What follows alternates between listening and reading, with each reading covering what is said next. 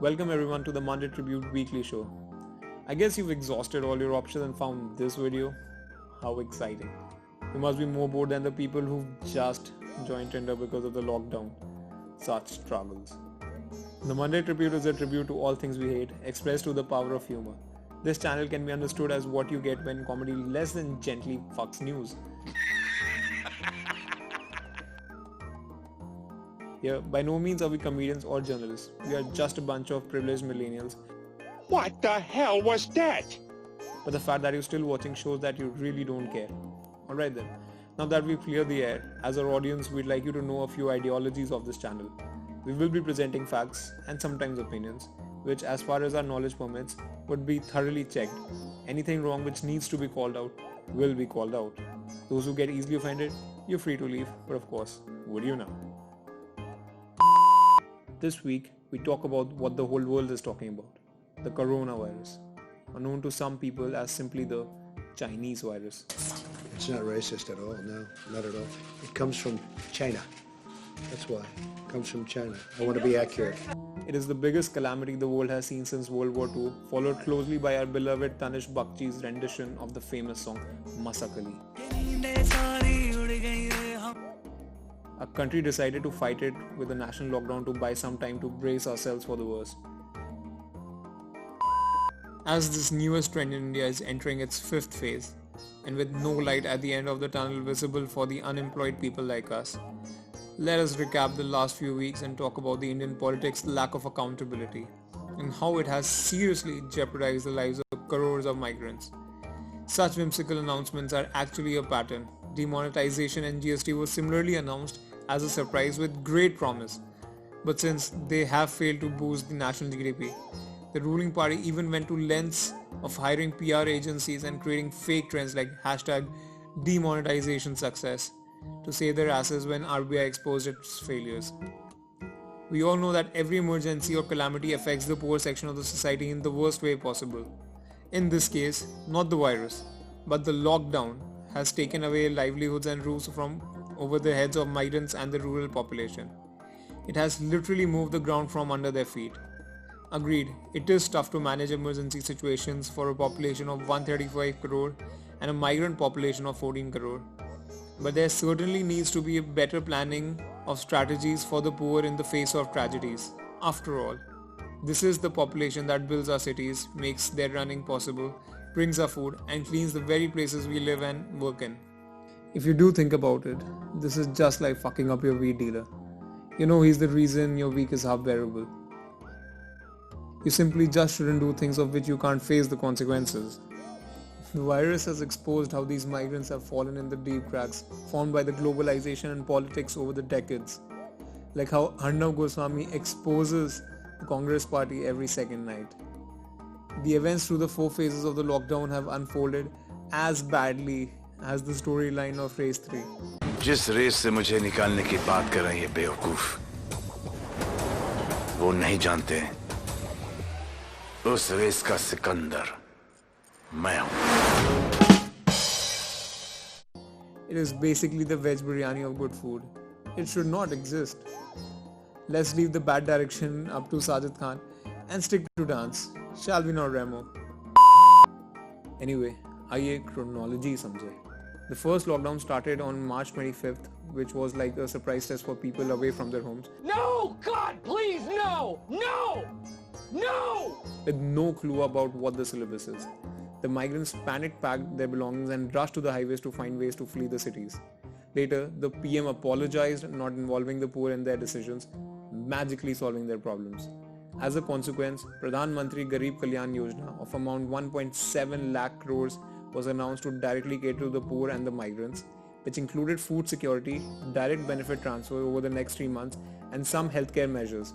Yet, according to The Hindu, as many as 90% of the migrant workers did not receive rations and their wages in April.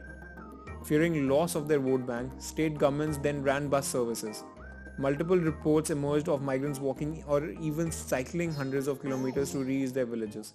In fact, around 400 people have died due to reasons like starvation, accidents, suicides, and exhaustion as an aftermath of the lockdown. And these deaths are unsurprisingly forgotten. As the great Scottish philosopher Adam Smith once said, the greatest ignominy that can befall human beings is not death. It is not having their life recognized at all. Then on May 1st, after much pressure from state governments and a significant delay, the centre finally introduced special Shramik trains for the migrants still stuck in the cities. But the migrants were being charged for the tickets, as was clearly stated in the guidelines.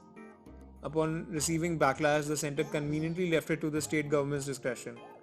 States then created confusion, playing the BJP and non-BJP game, seeing who is footing the bill and who is not. Why do you not say that we, the Congress party, take responsibility for the killing of 27 migrant workers because our state government and our police forced them to travel in trucks? Now you are so political. Had this happened under the BJP's watch, you would have gone to town with your trolls all day today. They were actually coming in a bus. They were coming in a bus. They were forced out of the bus by the Congress government. Priyanka wants to give 1,000 buses. She makes a false and a fraudulent claim. Why were they pushed onto a truck when they were actually coming in a bus? All right. प्रवासी मजदूरों की घर वापसी को लेकर सियासत गर्म हो गई है। विपक्ष ने सरकार को मजदूरों से किराए वसूले जाने पर घेरा है। सोनिया गांधी ने तो ऐलान कर दिया कि कांग्रेस टिकट के पैसों का खर्चा उठाएगी। बीजेपी ने पलटवार करते हुए कहा कि कांग्रेस मजदूरों पर राजनीति कर रही है। State governments effectively pay 15%, and the central government, via subsidies, pays the rest of the 85% of the cost of train tickets of migrants and others using the special Shramik trains for movement during the lockdown 3. This is a fact. Politics is basically an endless game of passing the parcel at a child's party. Many unbearable hours later. Atmanirbhar Bharat Abhiyan scheme was introduced by Nirmala Sitharaman. While announcing, referring to the migrants, she said, the Prime Minister had requested them to stay where they are, but nevertheless, emotions being what they are, they started moving, and we will extend benefits to them. Well, of course they moved, you egoistic maniac. Damn! Considering they had no money, no permanent place to stay, and no relief provided when the lockdown started. All of us feel very honored. No, madam, I would want to take this opportunity. All of us feel very honored coming from ordinary backgrounds. Coming to the events of the last 2 weeks, let me see how to sum them up. Okay, the events have been like the thugs of Hindustan. Oh, the PR, the hype, the expectations were spot on.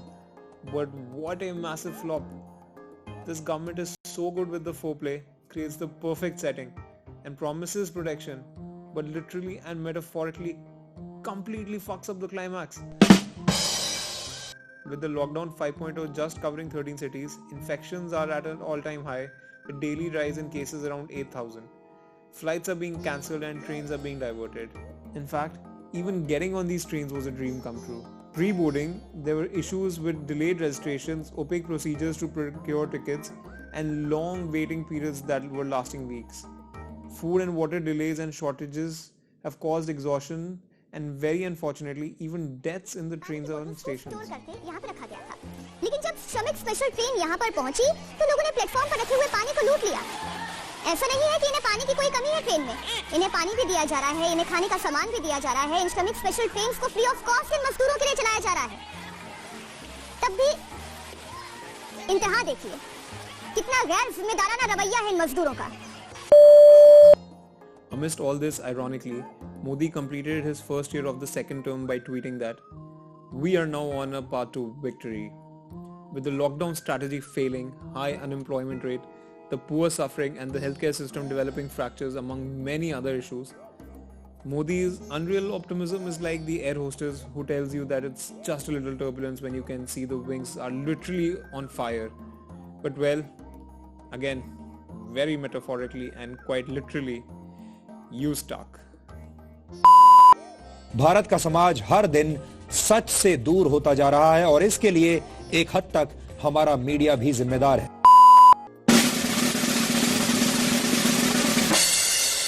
The labor laws, or Nike's biggest competitors, followed closely by the stupid taxes. It's universally known that India is a labor-intensive economy, as seen in this video of a car assembly in Calcutta in the year 1926. According to a 2012 statistic, there are more than 45 crore people in the unorganized sector in India.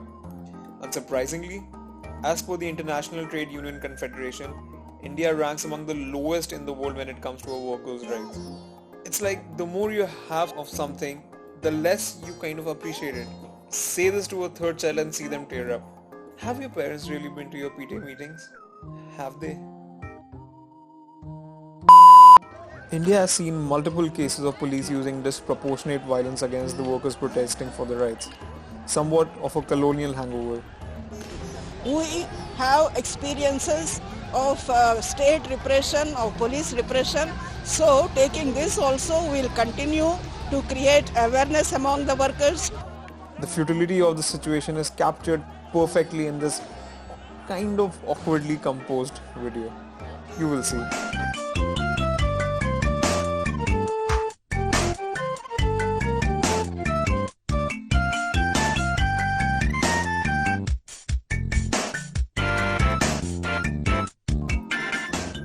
Labor laws have seen a lot of criticism from the industry over the years since they have an indirect relationship with business interests of the corporations. And of course they do, even while many of them seem very good in theory. Almost like how the size of a cat is indirectly proportional to its cuteness. You don't even have to think much to know how true this statement is.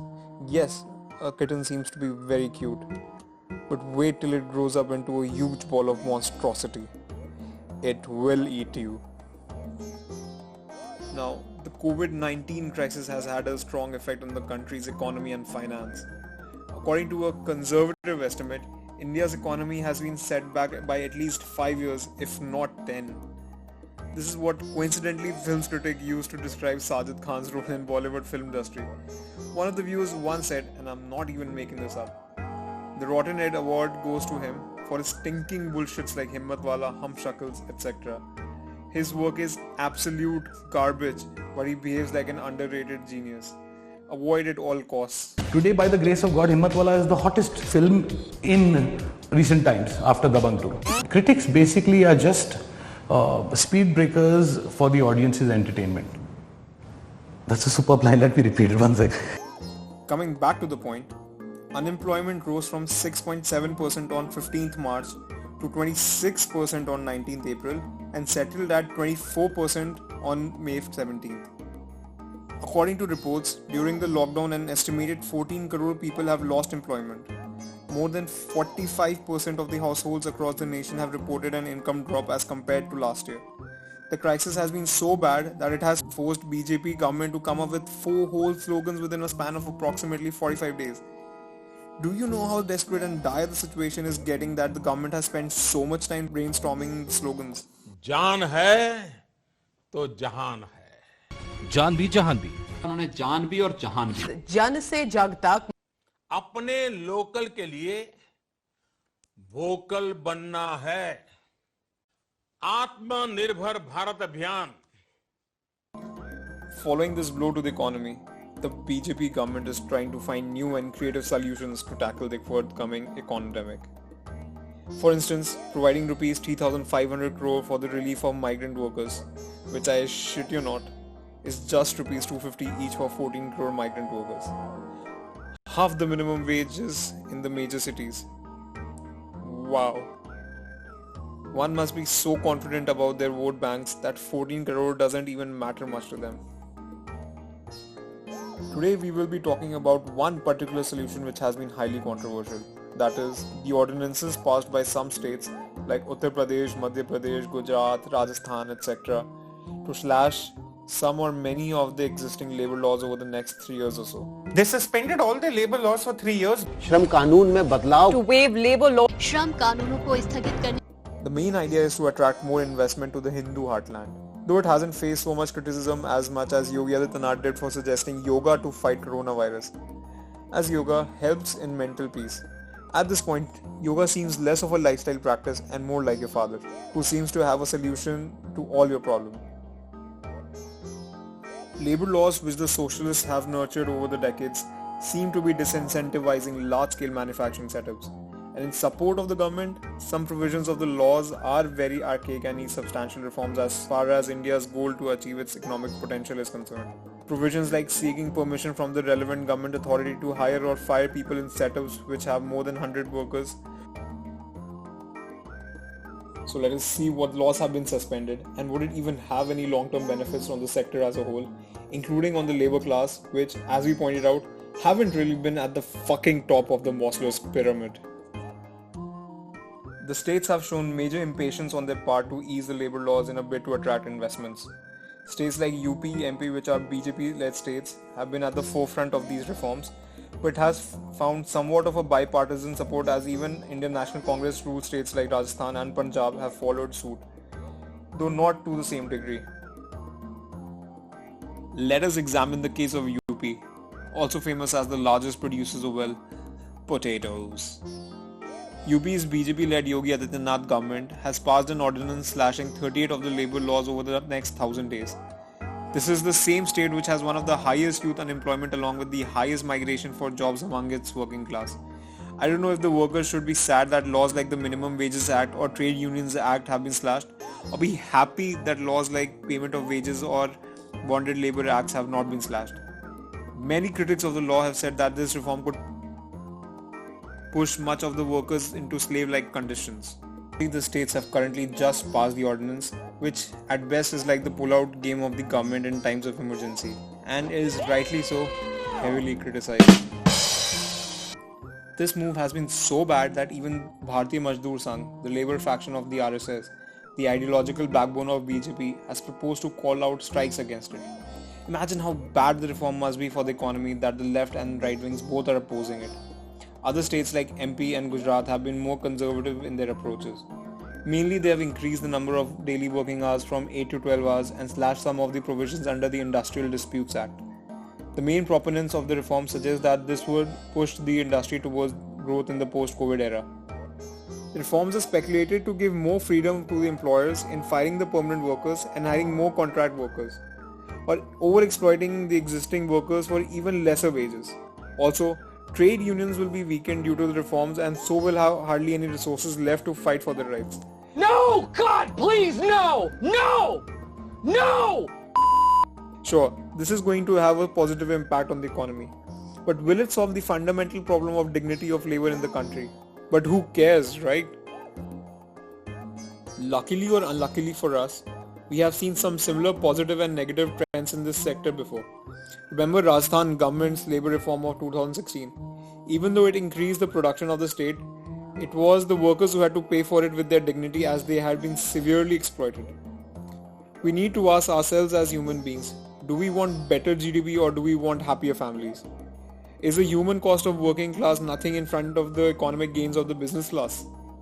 According to economists like Amit Basole, to invite investments, the state government could work towards instilling a sense of confidence in investors in ways of improving business climate, providing better infrastructure, quality of labor, logistics, etc.